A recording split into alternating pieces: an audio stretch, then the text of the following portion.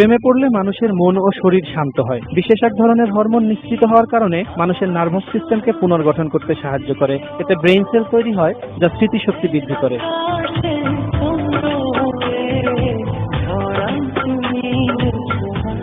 যদি কেউ তার কাঙ্ক্ষিত মানুষটির সঙ্গে কথা বলে তাহলে তার হার্টবিট 3 গুণ বেড়ে যায়। গবেষণায় দেখা গেছে এমন ক্ষেত্রে শরীরে স্বাভাবিকের চেয়ে বেশি মাত্রায় রক্ত চলাচল করে, যা স্বাস্থ্যের জন্য ভালো।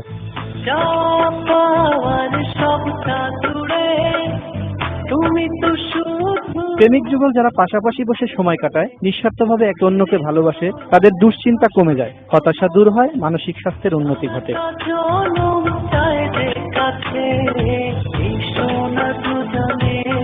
যাদের মনে ভালোবাসা নেই তাদের ইমিউন, এন্ডোক্রাইন ও কার্ডিওভাস্কুলার সিস্টেম ক্ষতিগ্রস্ত হয় বলে জানিয়েছেন মার্কিন the institute of research on unlimited লাভ।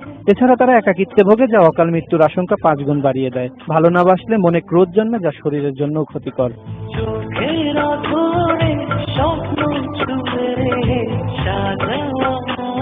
ভালোবাসা এক মহা ঔষধের নাম। ভালোবাসায় জন্ম নেওয়া এন্ডোরফিন নামের হরমোন শরীরের ত্বককে নরম ও মসৃণ করে, বাড়ায় মুখের সৌন্দর্য। এমন তথ্য দিয়েছেন নর্থ ক্যারোলাইন বিশ্ববিদ্যালয়ের একদল গবেষক। ভালোবাসার অমর সৃষ্টি খুঁজে পাওয়া যায় বিশ্বখ্যাত কবি শেক্সপিয়ার, ওয়ার্ডসওয়ার্থ, রবীন্দ্রনাথ ও নজরুলের কবিতায়। ফিরোজ হাসান, মোহনা সংবাদ।